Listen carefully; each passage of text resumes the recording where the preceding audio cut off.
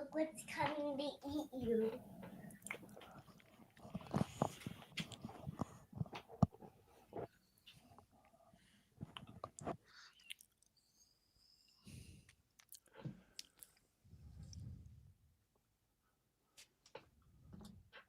Welcome into another edition of Inside Carolina Roundtable. I'm Tommy Ashley, responsible by Johnny T-Shirt and Congruity. That is Jason Staples and one of his cute offspring. That is Buck Sanders. That is Greg Barnes. Buck, I'll come to you first. A lot of fretting, a lot of worry, a lot of rumors, a lot of talk. We still feeling good about all this, and let's get into it. Your thoughts on the first month of the Bill Belichick reign? Well, I think so far I can say that I wish I knew more than I did. I'm looking at some of the questions that people posted on the message board, and they're asking for a level of detail that's just not there yet. Of course, Belichick has not been there long. He's been on the road all of this week. Before that, I guess he had things to do.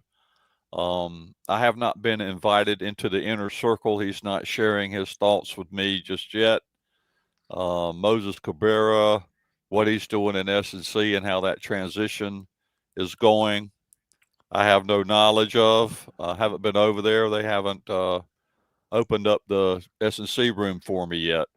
So there's a lot of things that we don't know. Mostly what we do know is, to an extent, who's coming and going over there. So we're getting some decent information about the transfers in.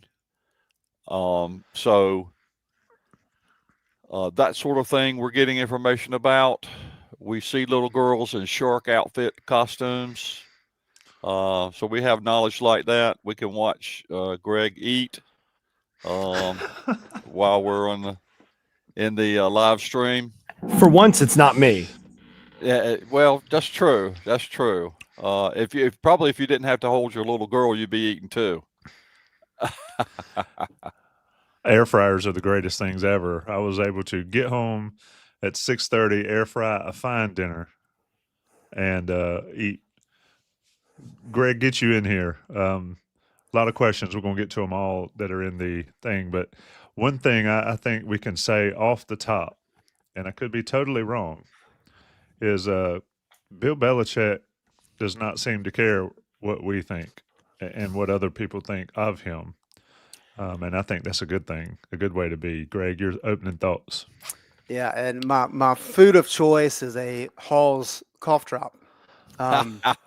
So the respiratory virus that is running around is no joke. So take it seriously, people. We just got done with 6 weeks of it. 6 weeks. I'm 1 week in, and it's enough. So brutal. Yeah, I'm sorry to hear that, Jason. Sounds like a fun holiday season, health-wise. It was horrible. Is this the RSV? So there's the upper respiratory, there's a RSV. I had strep to begin with, and then there's also the flu. So you got like 4 different things that are spinning around right now. So it's a mess. They know you're tough, Greg. You can take it. That's right. All I know is my firstborn turned to me like a day or so after Christmas and just said, "This is the worst Christmas I've ever had." Oh, That's It was just miserable. Had barely eaten in 2 days. I just looked at her and I said, "Well, don't worry. You're young. I'm sure you'll have worse in the future." Right. So just so people understand, we're doing this on Thursday night after I said we were going to do it Wednesday night because Greg would have given birth to a lung had we done it last night. Yes. Carry on, Greg. Yes. Jason is the great Simpsons quote when Bart says, "This is the worst day of my life," and Homer says, "This is the worst day of your life so far." So far. Yeah. Right. So this is the Pretty worst day of boring your freaking life. life. So far. Yeah. Right. Okay. So as Buck mentioned, if you look through the thread that Tommy posted about the show tonight and other threads that have been going on for the last couple of weeks, there seems to be a lot of anxiety. And I understand, I get it. But look at it from this perspective. Why is Bill Belichick the head coach at North Carolina right now? It's because what North Carolina had tried to do for decades and decades and decades did not work. It was not achieving the desired results. The last time UNC won an ACC championship was 1980. I was 3 years old. I just turned 47. Okay? I was 9. So the whole concept here is that, yeah, you could go get somebody who's an up-and-comer, who just has some success, and you'd be okay. You bring Matt Campbell into Carolina. I think we all like Matt Campbell. Carolina would have been fine, and Carolina would have had a chance to get better. What North Carolina decided to do, though, is they swung for the fences. Rev share's coming in. This is a completely new era of college athletics. Why not swing for the fences and try to do something that nobody in the ACC has ever tried to do before? And bring in one of the greatest minds in football history who has an understanding of what it takes at all levels and see what he can do. And they put in a lot of money to help him. Of course, he's making $10 million a year. Staff's getting more money. There's more money going to NIL and to all these other nutrition and strength and conditioning, all these other departments. And he's only been on the job for a month now? So I would just say, everybody calm down.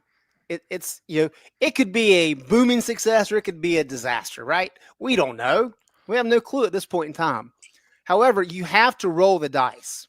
You have to push all your money into the middle to have a chance at success. And that's what this is. And so I truly believe it's going to be messy at times between now, probably over the next year. I don't think next season is going to be a home run necessarily. It could be, but it could not be. I think you got to get into maybe year 2 or even year 3 to really see the fruits of the labor that's going to be taking place. We know that Bill Belichick is not known for being somebody very friendly with media. We know he keeps everything close to the vest. I assume that's going to stay that way. Thus far, it's been that way. And this is just a new mode of operation. And as Tommy said, it's not like Belichick has been around much, or maybe Buck said that. He didn't meet with some of the big money guys until recently, just because he hasn't been around. So he's getting settled in. He's really focused on the recruiting aspect of things. Everybody's freaked out about the coaching staff. I think Bill Belichick knows coaches, right? And he's probably got guys that he's interested in. And he's talked about how some are still maybe in the college football playoffs, maybe they're in the NFL playoffs, guys that he wants to talk to. And if that's somebody that he wants, he's just going to wait. And there's no immediate rush to do it. It's completely different than what we've seen before. And it's okay to be in a time of uncertainty because that's what most everybody asks for. You wanted something dramatically different? Well, this is dramatically different. And just find a way to enjoy the ride. That's the nail and the hammer right there. You get what you ask for. That's right. And there's a lot of questions about, and Jason, I'm going to get you in, but this is something that gets me. People talk about, can we get him some Carolina gear to wear on the trail? Can we do this? Can we do that? How did that work out before? Only thing Right? I care that he wears on the trail is that he takes at least one of them Super Bowl rings. Yeah. There you go. Jason, your thoughts here on why, just your thoughts. I'll let you roll with it however you will. My take on this, just to build a little bit on what Greg just said, is it is a lot in this environment. It is a lot more important to get things right than to get things fast. And what's happened in college football of late is because of the timing of the transfer portal and because of the early signing period, this early signing where almost everybody is signed by the end of December. Essentially, everything has gotten, in terms of hiring, everything has gotten so fast, and speed has become the priority across the sport. And here's the thing. Ask anybody in big business. Fast, panic decisions are almost always bad decisions. Right? If you have to make a decision in a hurry, that's bad for business. One of the interesting things to me here is that Belichick has not been in a hurry, which, if Belichick was planning this to be a, 1-year ride back to the NFL situation, I would think he'd fill his staff quickly, try to load up as quickly as possible on transfer portal guys, and fill out the roster very rapidly, and then do the best he could for the first year and then move on. It looks to me like what he's trying to do is to actually hire guys he thinks are legitimate and guys that he wants, and that he is not in a hurry. And the thing is, Belichick has the luxury of not having to be in a hurry, because he can basically always answer to somebody who says, dude, why haven't you filled out your whole staff? And he can just go, who are you to ask the question? Like, I'm going to get the staff I want when it's time. We'll be ready. On to Cincinnati. On to Cincinnati, On to TCU. As we've talked about, on to TCU. On to TCU.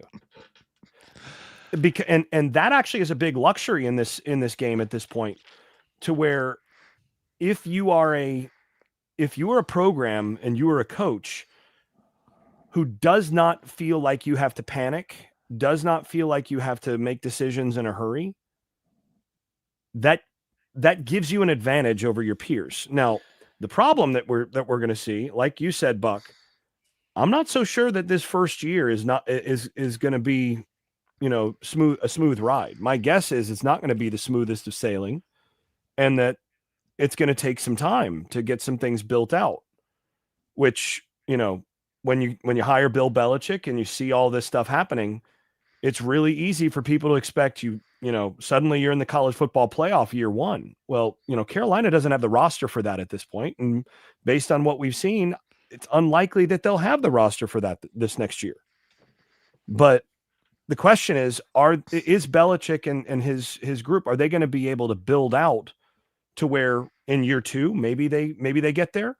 That's really what they're I think trying to aim for, because this is not a year one rapid panic to make sure you win as many games as possible in year one push. This looks like a little bit longer term deal that they're trying to do. Kevin Bacon in Stir of Echoes. What's the worst that can happen? Really? In college football? Yeah. It can get real bad. If you're a Carolina fan, you know what the worst is going to happen. So let it happen and see what happens. Buck, get in here. What do we think about the staff hires so far? We've seen IMG coach. We've got, you mentioned Moses Cabrera. There's others. His son, obviously, defensive coordinator, some other names out there. Great thread on the message boards for all the Tar Pit Premium folks have read it. But Buck, he's moving at a slow pace, at least publicly. But your thoughts so far on how those movements are going? The key word you used there, Tommy, was publicly. We don't know what's going on behind the scenes. And, I think the thing to keep in mind is that Bill Belichick came into this situation with a fresh pair of eyes. He looks at this the way he thinks he can get things done at North Carolina and have a successful program.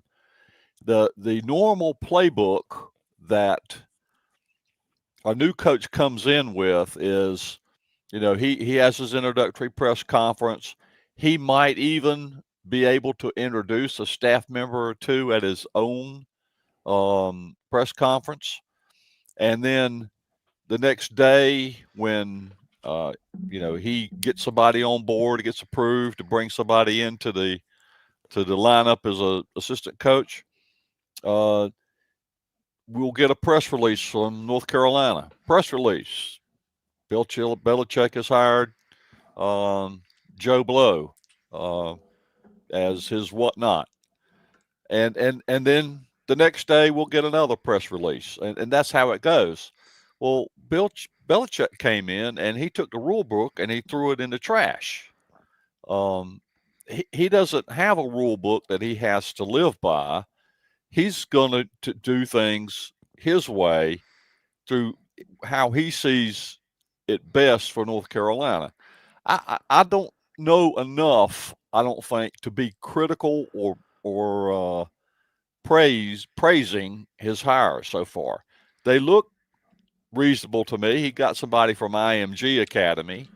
That didn't sound like a bad idea, especially somebody that is a special teams expert.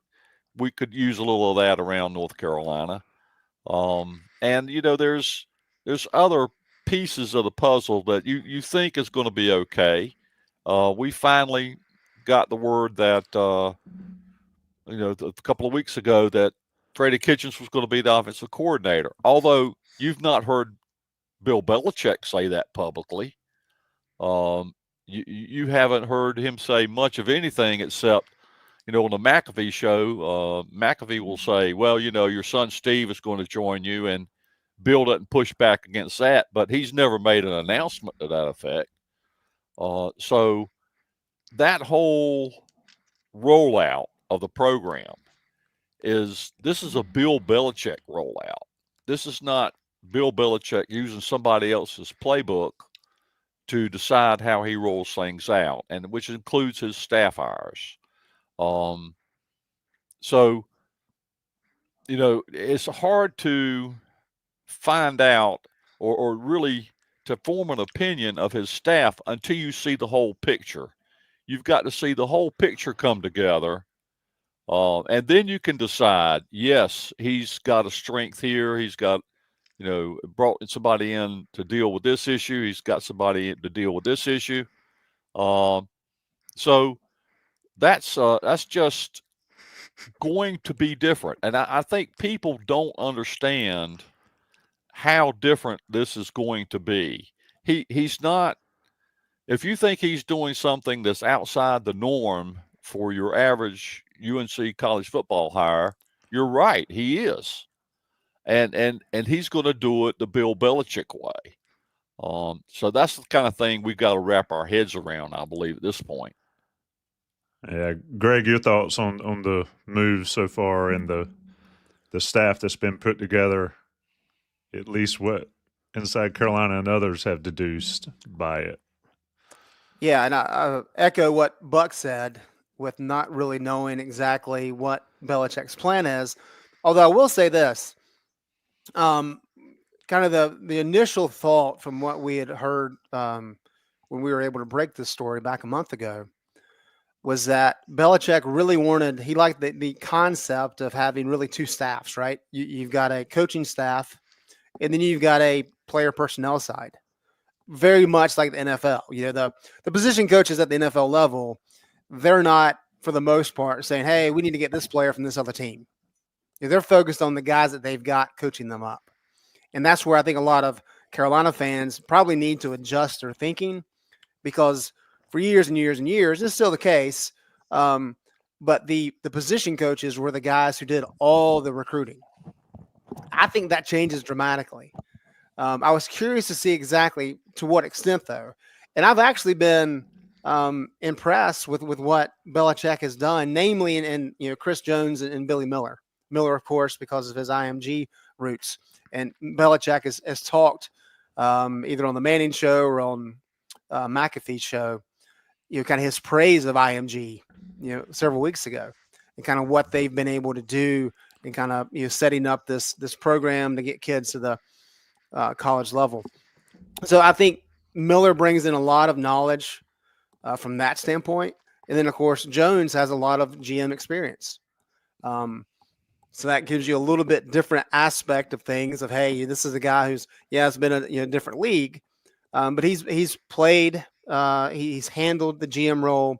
He understands what it takes to find players and to stack and build rosters. So to have those individuals on the actual coaching staff speaks to some of the overlap there.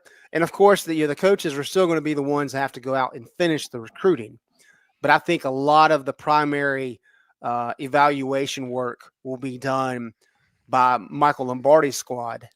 And then it's basically at that point, it's saying, hey, these are the guys that we're after, coaching staff.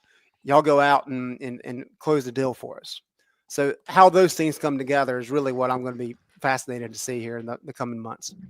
I do find it interesting. Like you mentioned, they talked about IMG and they talked about how impressive it was. And then lo and behold, several days later, it becomes known that, the head coach of IMG is coming to Carolina to work for Bill Belichick. Jason, your thoughts on the staff? That's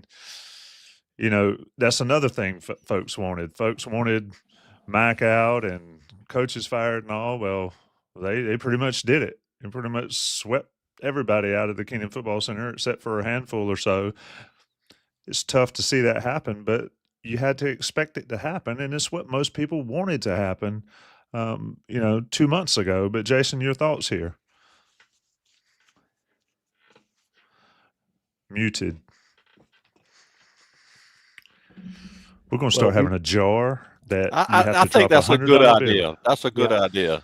Yep, we'll have Buck has to contribute $100 for every time one of us one of us is muted.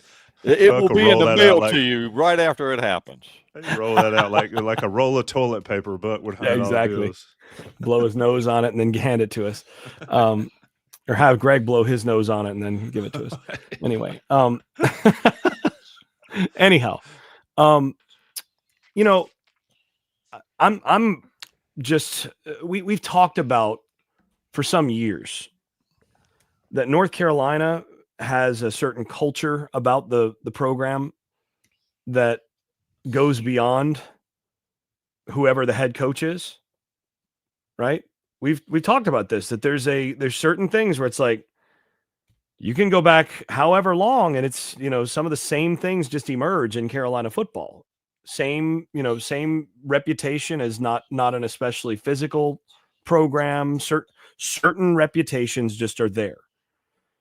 Well, if you want the entire DNA of a program to change, the degree of change that has just happened and is in the process of happening is probably a way to kind of guarantee that you get close. Although, I will say, if we see 2 or 3 years from now, if Carolina football still looks just like Carolina football, still soft, still whatever, and it hasn't changed with Bill Belichick and all of the people he's brought in, somebody needs to start checking that Keenan Stadium water. Somebody needs to start they need to bring in Ace Ventura to exorcise the demons or something.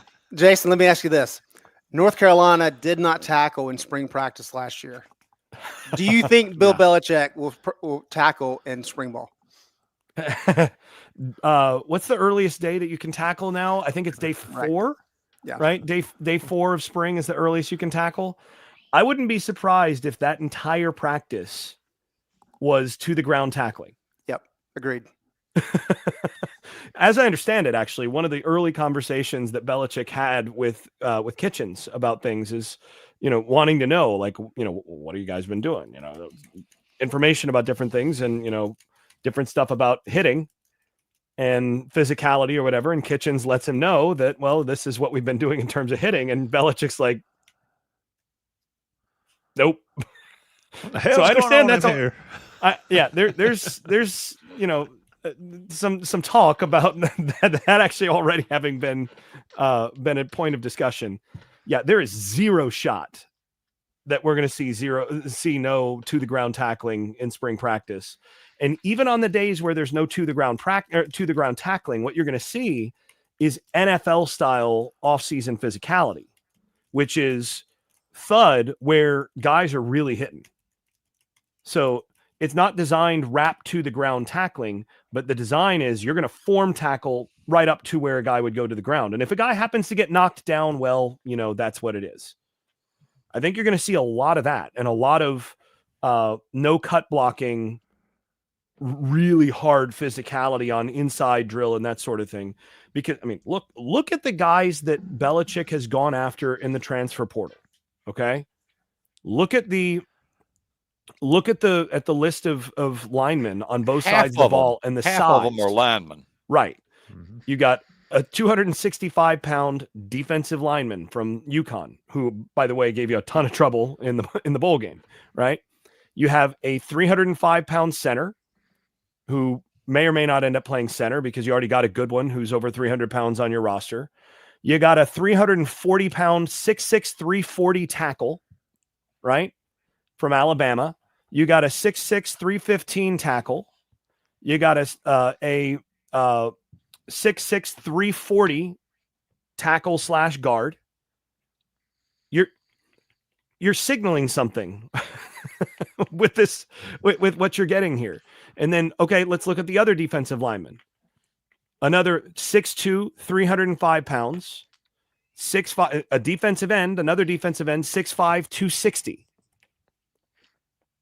You can see what they're doing. They are doing it in full Bill Belichick fashion. They are building from the inside out, and they're going to emphasize being big. They're going to win. The aim is going to be to win on inside drill, on gut drill, on the goal line first. Win in the phone booth, and then work your way out from there.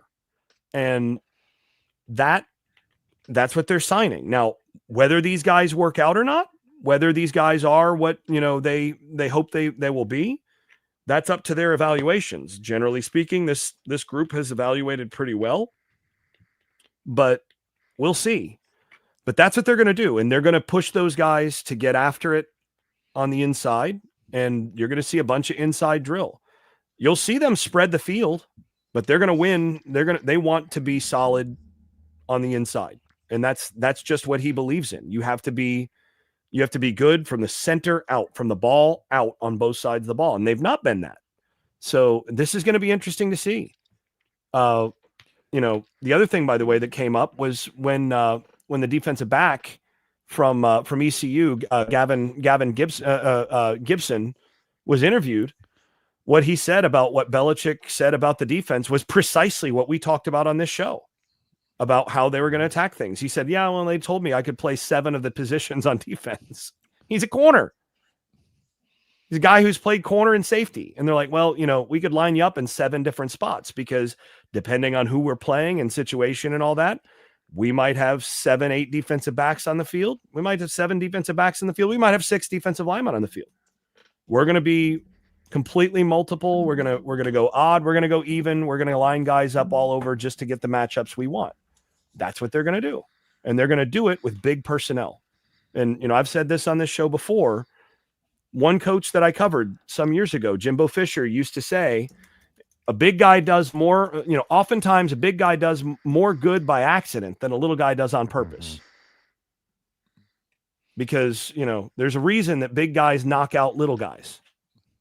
And at the end of the day, oftentimes a big guy does more by accident than a little guy does on purpose. And he also used to say, you get into the late third quarter, early fourth quarter, and that height and weight starts leaning on you, and it starts to make a difference in that second half. That's when you start see teams that are bigger.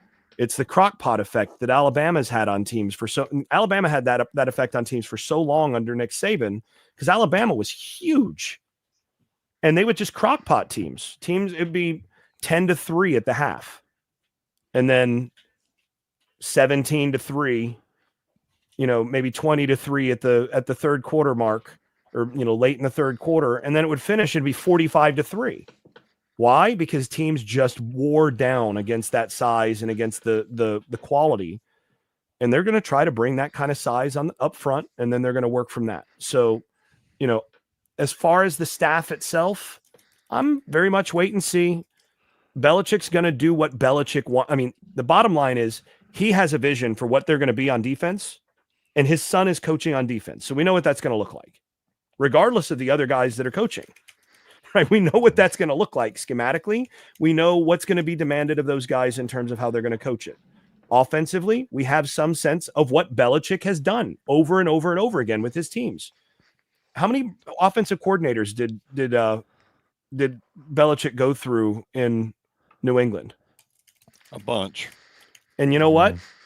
Every one of them ran the New England offense. So if Freddie Kitchens is the offensive coordinator, you know what offense he's going to be running? He's going to be running the college version of the New England offense. That's what we're going to see. And, Belichick is going to get the guys that he thinks he can run that stuff with. End of story. The Buck, thing you got to that follow there. I I love the do. weight thing. I love the size and the wear down. I mean, 340 becomes like 450 in the fourth quarter, size wise. If that guy's in shape and he's still doing more than just leaning over, and he's 340, it's like in boxing. You take enough body blows, and you're going to go down eventually. The thought that was going through my mind a lot while Jason was talking is that all of us here have talked about over the years, no more than none, no more so than Jason. This has been one of his leading chapters in the pulpit. That North Carolina did not seem to often to have been very good at situational football. The goal line stuff, the 3rd and 1 at the 50 with 2 minutes left to go in the game. Those kinds of scenarios seem to, at times, take North Carolina off balance, make them go off balance. But if you look up the phrase situational football in any dictionary, you'll see a picture of Bill Belichick. That is his calling card. That's what he's known for. And the only way you get good at situational football is to practice it, to practice every offbeat kind of scenario that could come your way, so that when you get in a game, you're not lost. You're not afraid because you've done it before in practice. So that's one of the things that came to my mind when Jason was talking, is I think we're going to see a team that's better at situational football going forward. The other thing is, you're talking about the size. And this just gives an illustration to how Bill Belichick doesn't have a rule book right now. He's making the rules up as he goes. He's going hot and heavy after a 6'4", 240-pound running back.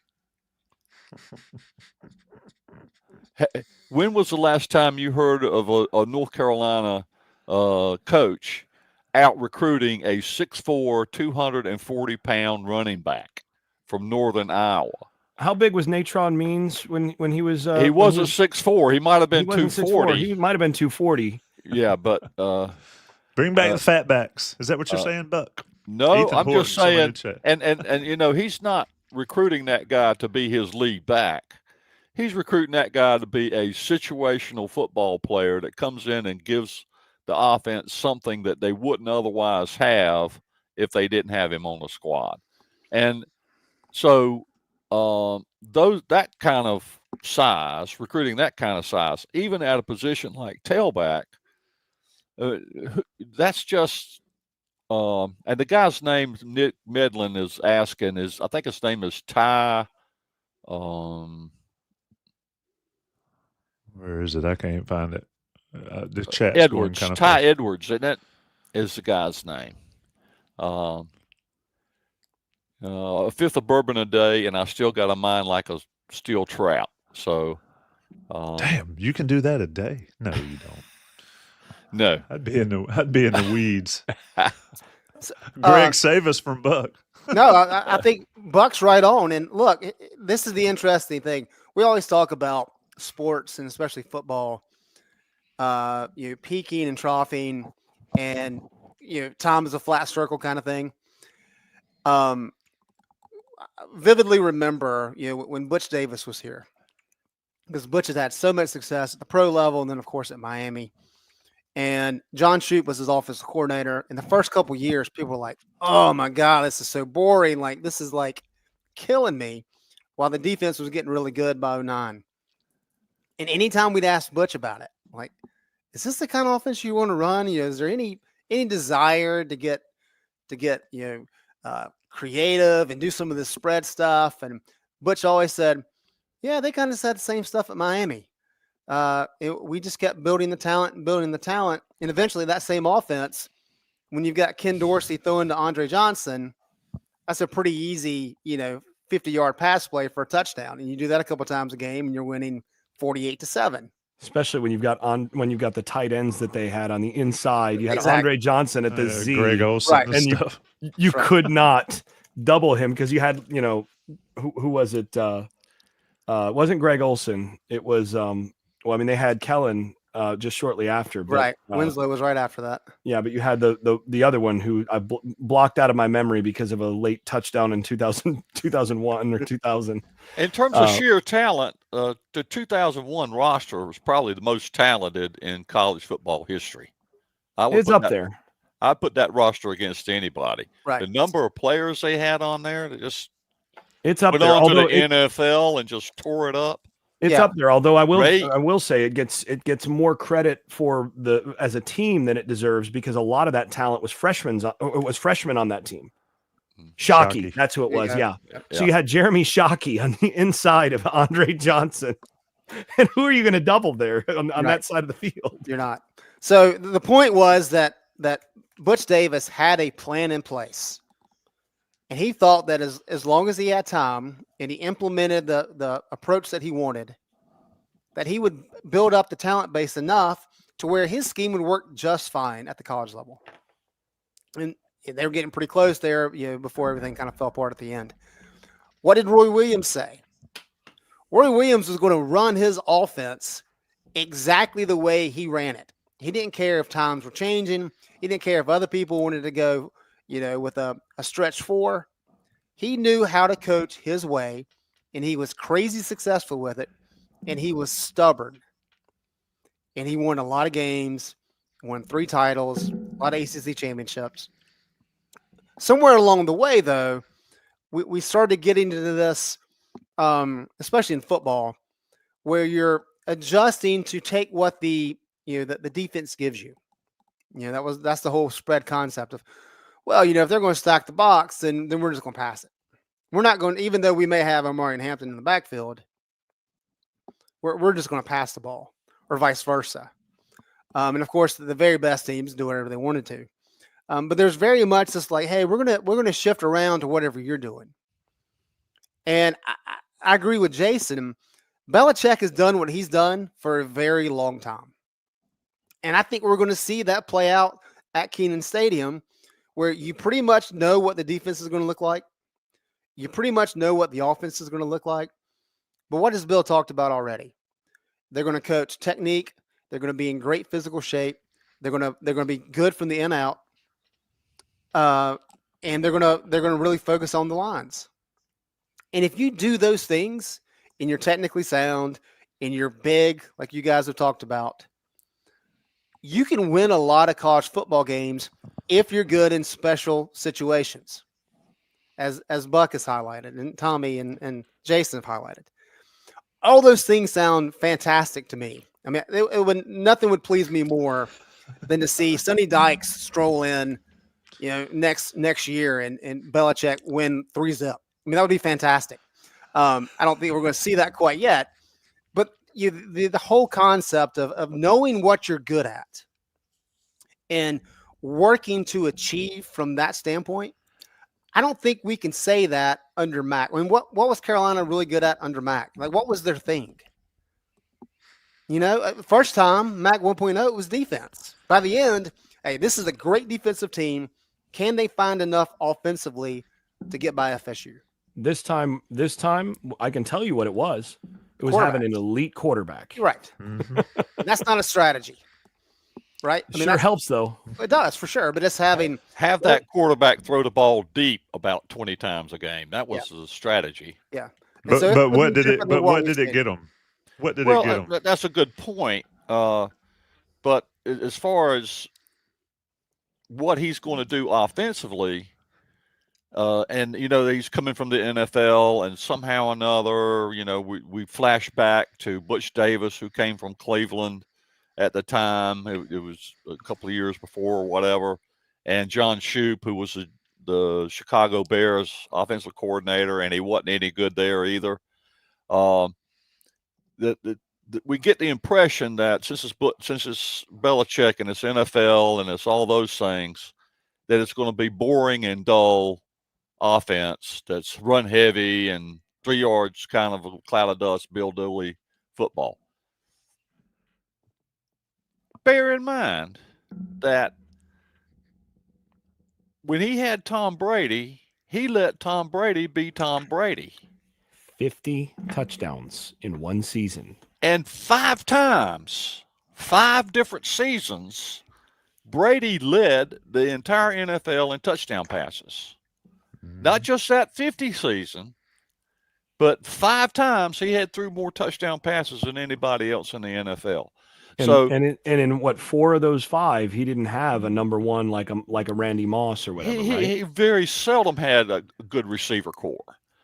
He'd have 1 or 2. Usually, the guy that was leading New England in passing receptions and yardage would be somebody like Wes Welker, Julian Edelman, Gronkowski.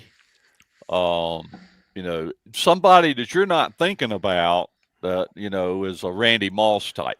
The one year that I think the one down year they had in terms of outcome was when Randy Moss was on the team. They didn't win a Super Bowl that year, that was the mark of whether they had a good year or not. Every year was whether they won the Super Bowl. So, I'm not going to say that I know what kind of offense they're going to run and what their approach is going to be. The guy that Kitchens learned from and was groomed for on the offensive side of the ball was Bruce Arians. Yeah. And his motto was no risk it, no biscuit. That was his motto. And Belichick early on was right on top of the advanced metric stuff in terms of when to go for it on 4th down. Early on, he was getting criticized, and he lost a game once, I think, when he went for it on 4th down, caught a bunch of flack for it, but not like Belichick cared one way or the other whether he caught flack or not. But at the same time, I think we're going to have to, like everybody else, including Sonny Dykes, is going to have to wait and see what kind of offense Belichick's going to put together at UNC. My guess is he's going to put together an offense that takes advantages of the personnel that he has on his offensive side of the ball. Whoever over there it is does a great job, that's who's going to get the ball. And that's the way it's always been under Belichick. So, I don't think we can sit back and say, oh, this is going to be a boring NFL 10-3 win. We can dream, though, Buck. We can dream. Yeah, that's what Greg would like, but I'm not just crazy about it as Greg is. I like to see a little more fireworks. We need to get that. What was it? Alabama LSU that was 6-3 down there, and we need to Photoshop Greg on the sidelines just with the biggest grin in the world. Let me take a second and talk about Johnny T-shirt. Somebody on the message board said, "Can Johnny T-shirt get some Carolina gear to Steve Belichick ASAP?" They can wear whatever they want, like Jason said, as long as it includes one of the Super Bowl rings. But unfortunately, if you're like me and the rest of us, you don't have a Super Bowl ring. So you go to Johnny T-shirt, load up, take care of it, and get the 10% off if you're an Inside Carolina Premium subscriber. If you're watching on YouTube, we lost Greg. Greg said he needed to get out of here, and we needed to be finished by 7:45. That is not coincidentally just at the moment that the not coincidentally, just at the moment that the college football playoff game is about to kick off. Yeah, so here's what we're gonna do. I'm gonna talk about the Johnny T-shirt, johnnytshirt.com. Take care of them, their sponsors. Also gonna talk about email matt@congruityhr.com to support Congruity for your small business needs. financially, all this kind of things that you need to worry about as a small business. You need to get Matt and that crew on it with you as well. Matt at congruityhr.com, and let them take care of it. I'm going to ask a couple questions off the chat after the national guys pay the bills. All right, boys. Carolina women are playing Duke. The playoff game is about to start, but I do want to get to a few questions in here, and we'll go back and forth. Bull Hill already answered your question. That was one of the first ones. How you feeling 30 days in? Everybody got their thing in. Jason and Buck have already talked about the lines and defensive tackles. They're building from the inside out. That is a thing. Let me ask you this, Buck. This is an interesting question. Naha Rel. I don't know how you pronounce it, but you know who I'm talking about if you're in the chat. What is everyone on the table's view, or the Roundtable's view, of the hires that have been made so far and the potential of nepotism? It's an interesting question. Buck, you've got coach and defensive coordinator. You've got Michael Lombardi and Matt Lombardi. Hire only the best, and I guess you know your family as well as anybody. Is there any reason to even look at those things any weirdly, Buck, or is that just something folks want to look at and find something to talk about? Well, it could be both. But personally, I'll admit that I've never been a fan of nepotism when I've seen it in the business world and in other places. I think it's very difficult to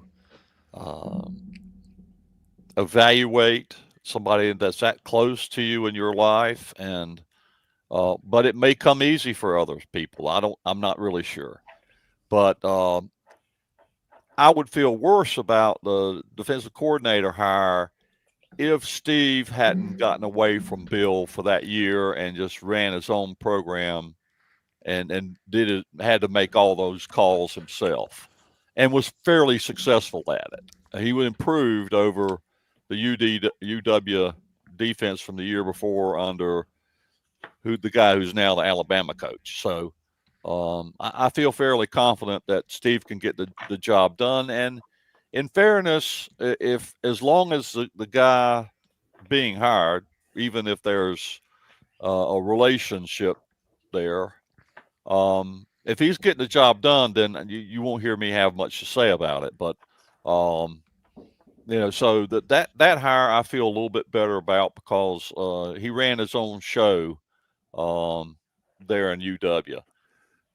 The other hires, I don't really know enough about the dynamics of the Lombardi relationship and what they're expecting him to do and what they're expecting his dad to do. I know a little bit about that, but those kinds of things we're not going to know about until we see them in some ways. So that's kind of my take on the whole nepotism thing. Yeah, I lived through and actually was coached by a situation at Florida State where Coach Bowden's son, Jeff, was my position coach. And then, of course, got promoted to offensive coordinator. And then that offense didn't do as well as it had done under Mark Richt and others beforehand. And there was a lot of criticism at the time of Florida State dealing with the problem of nepotism in my years. And that does give me I'm a little bit twitchier when it comes to it than maybe some people. In terms Tommy of, has a new dog. That puppy is new. What is that? What is that, Phoebe? I have a new lady in my life. Savage beast. It is a savage beast. A savage Right beast. there. She is.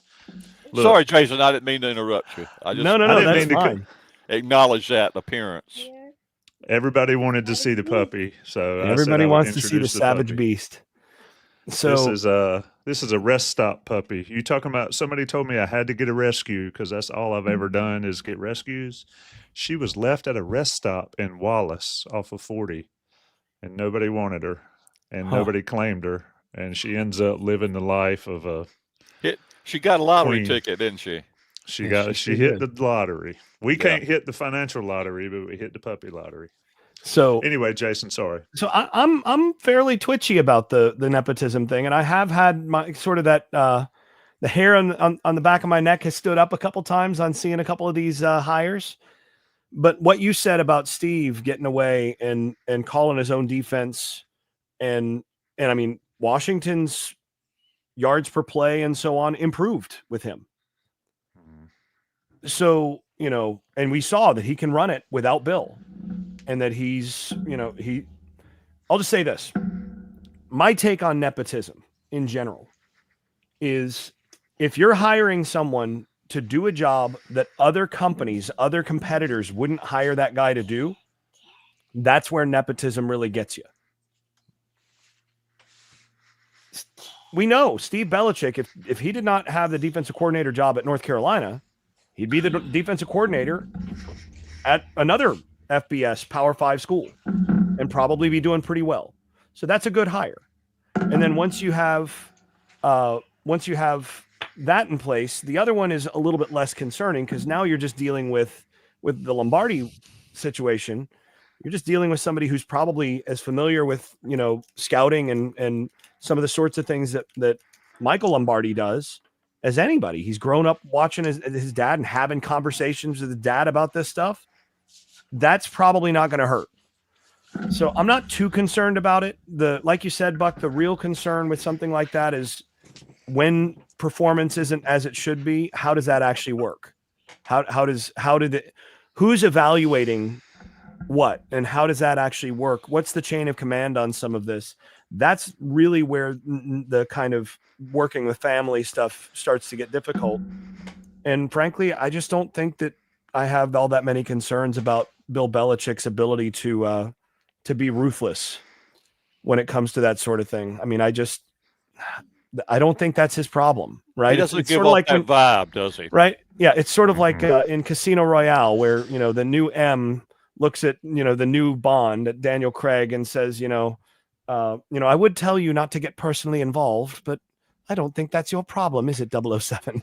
Right? And the problem that he has is not a matter of like getting too involved with that stuff. And I think with Belichick, it's the same way.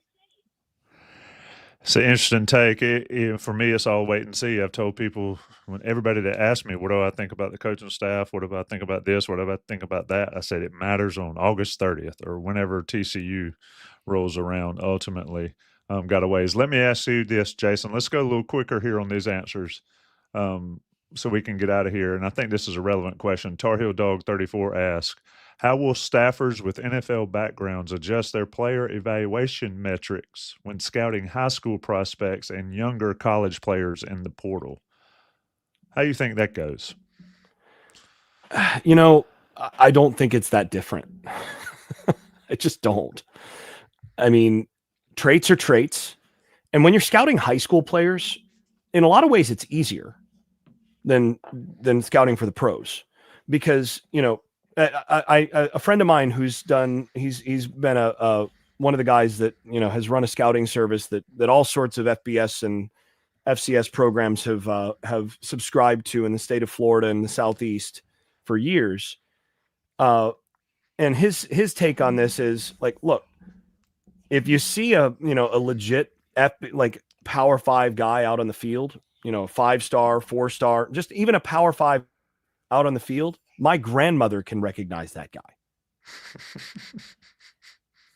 I mean, that guy's Those obvious. dudes are different. Yeah, they're different. Those dudes are just flat out different than the other guy. And if you go to a game and you have to ask who the guy you're scouting is, then you move on to the next guy, right?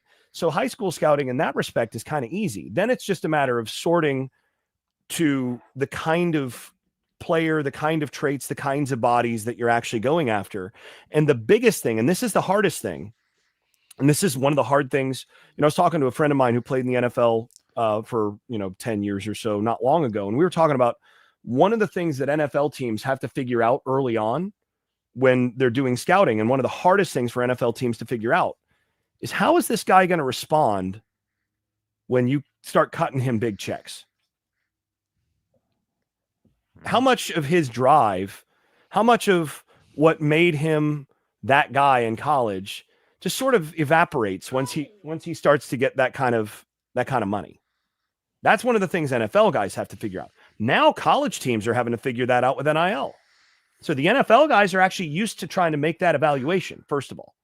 The other thing, though, that you're trying to evaluate when you're dealing with high school guys is how tough is this guy? What motor does he have? And that's the thing. If I know one thing about Michael Lombardi, the thing that is going to be number one on his trait list, like once you get to, you've got certain boxes you have to tick athletically just to be on the list. The guys that they're actually going to target, I can tell you what the number one trait's going to be: toughness. They're going to go after guys that they think are tough SOBs. That's the number one thing that Michael Lombardi believes in. You find somebody that you don't want to get into a bar fight with. That's who you want on your team. Now, you want him to be a disciplined tough, but you want that guy to be the guy that you that you want to be in a fight with. Absolutely. There you go. But I said we get out of here in an hour. We got 4 minutes.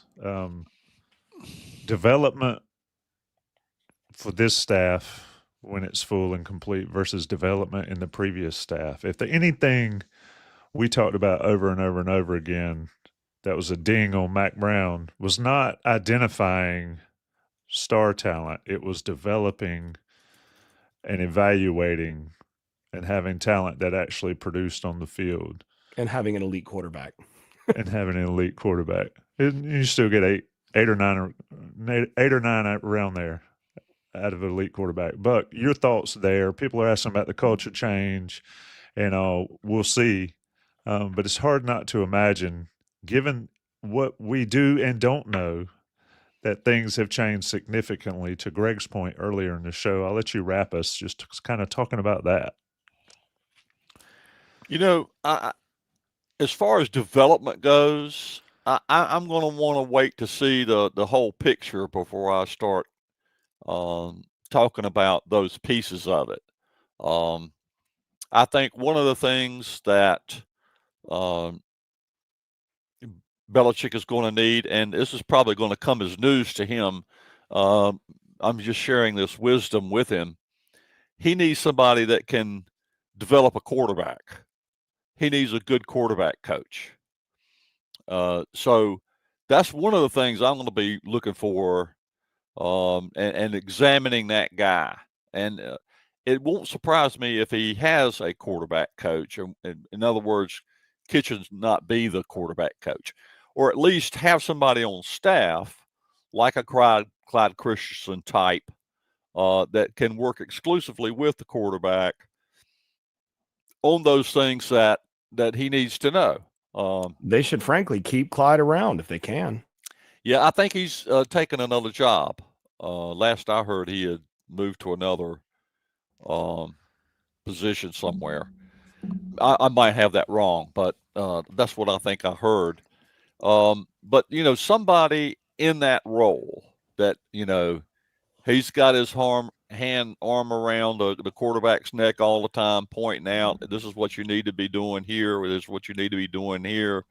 Your footwork is off here. You need to do a little bit better on progressions. Those kinds of just always in the quarterback's ear, where the quarterback can also use that guy as a constant resource. I know something's not right. Can you help me figure it out? So that sort of development, I think we're not going to be able to evaluate until we have the complete picture. And as far as the other types of development that goes on, who's going to be the offensive line coach? What is his track record in terms of developing talent? So certain positions that we don't know enough about yet, it's very difficult to make that decision about the development of this staff's approach they're going to take and the approach that Mac Brown took. I think for a lot of things, Mac Brown was operating out of the CEO mode. He would get information from this guy, that guy, put it all together, make a decision. I think Belichick is probably going to lean on his own opinion of things, or at least give his opinion of things at least as much credence as he does those working for him. So that part will be different. We've got a ton to talk about, and here's what we're going to try to do. Jason, I don't know if you know this, but we're going to do more of these shows weekly as we build towards spring practice. There's a lot of good questions in the chat. There's a question here in the chat as well that Preston, who's a regular, asked about. We're going to answer that as well. The time constraints in college coaching. People have asked about the talent and evaluations of the portal players Carolina has signed. Now, to let us get out of here, Johnny T-shirt and Congruity are our sponsors. Buck, I'm going to let the young lady lead us out. You're up. See you later. Good job. See you later. Like Good job. Happy New Year. See you later. This has been the Inside Carolina podcast. This has been the Inside Carolina podcast. Very good. Well done. Very Well good. done. Well Going done. to be stealing I'm hearts and I'm stealing surprised. jobs. I'm surprised your dad This hasn't is taught you the actually made out of Schwarzenegger glue. accent. I'll be back. Oh, she can do it. What do we say when we see a helicopter? Get to the chopper, yeah. Well done. that- Well done. Teach him young, huh? Yeah, you got to We say got- it. Get to the chopper. And I actually made this. All right. You did. Thanks, everybody, I'll for take- watching. Appreciate everybody checking out the Inside Carolina podcast. Appreciate you taking time. If you're so inclined, the Duke Carolina women are tied at 16 at halftime. They're shooting 21 and 22% respectively from the field. So get back to that. Get back to Notre Dame and Penn State as well. We'll be back next week, talk more Carolina football. Thanks for everybody listening. Thanks to Johnny's T-shirt and thanks to Congruity. Especially thanks to Buck and Jason. Peace.